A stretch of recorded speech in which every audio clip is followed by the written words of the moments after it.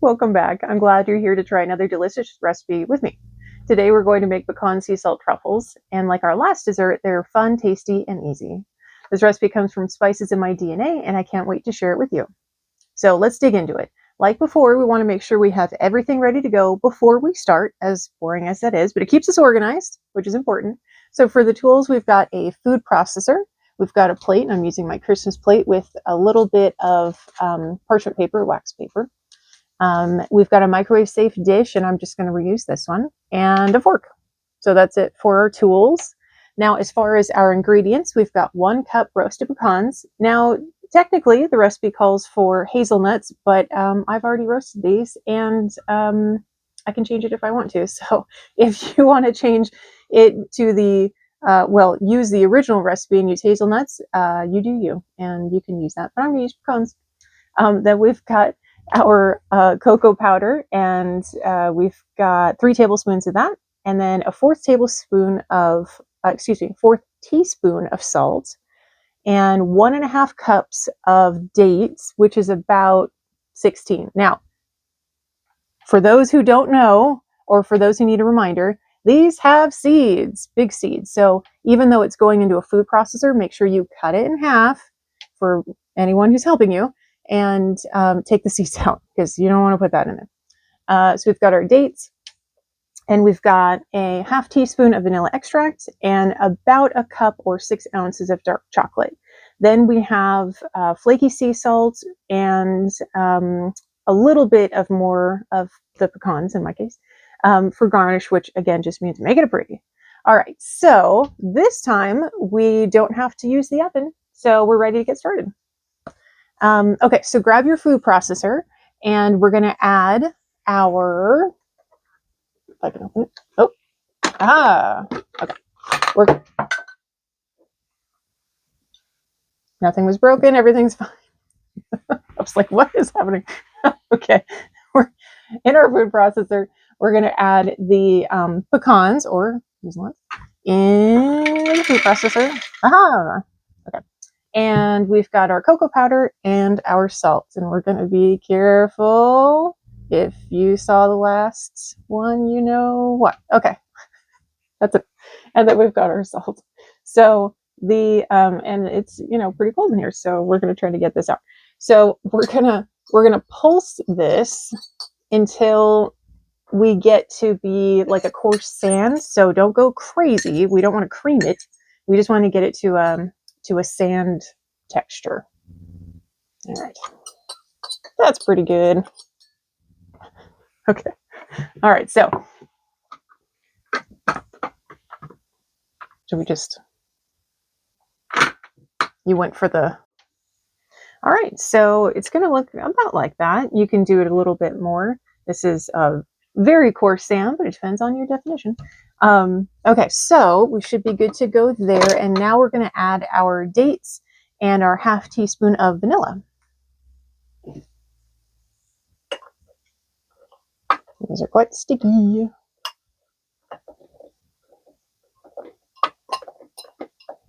Okay. And then we're going to reuse this for the chocolate later. Oh, sorry, pup. Oh, hello. And I did not hit you in the face with that thingy, so that's good. All right. Just ½ teaspoon. Okay. All right.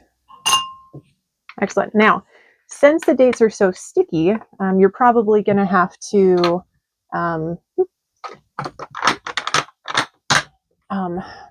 mash the sides down in order to keep everything moving. And then, so what we're aiming for is to make it a dough-like texture. You might have to spend a couple of minutes doing this, and then we will go ahead and roll them into balls. So we'll be right back.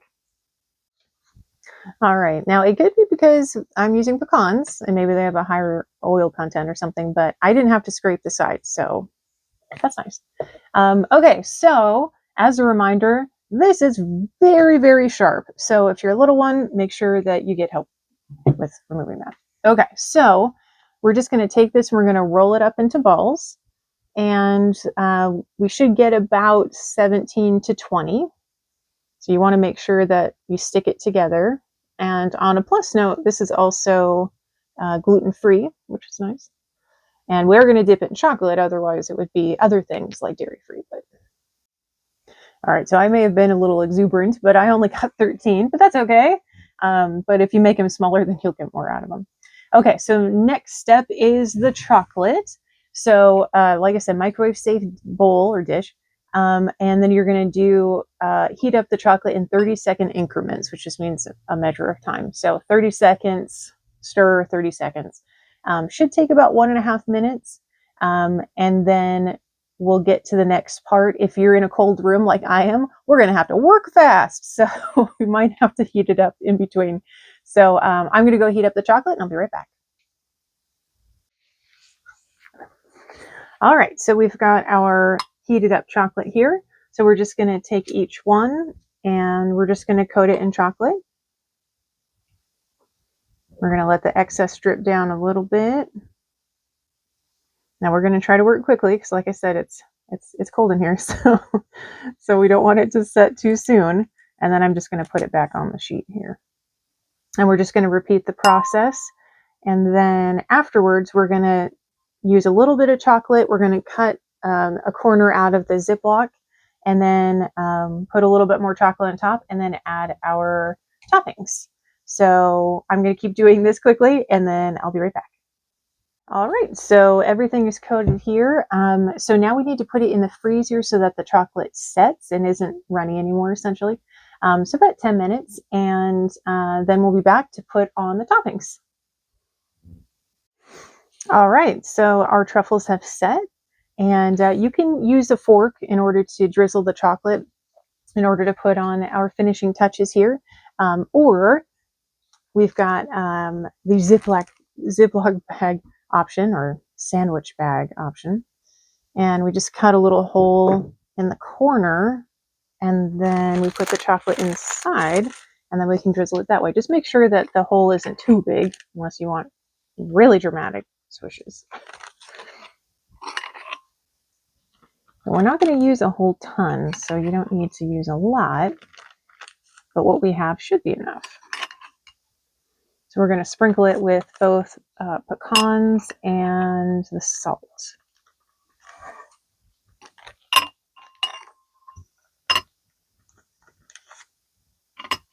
All right, there we go. All right, that means it's a good one because we're getting messy. All right, so we're just going to drizzle it over the top. And then we want to quickly work with our pecans and salt. Well, the pecans are a little bit big, so you probably want to chop yours up a little bit more.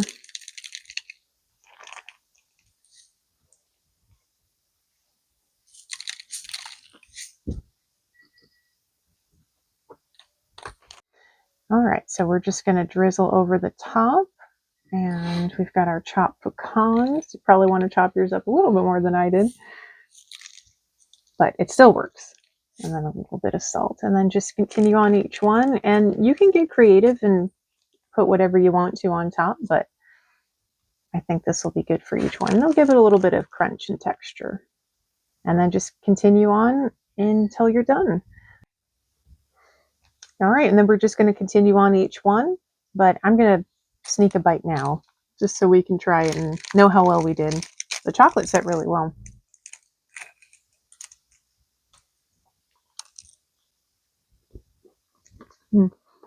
Very good. I like the crunch on the top. It's very rich, like our last recipe.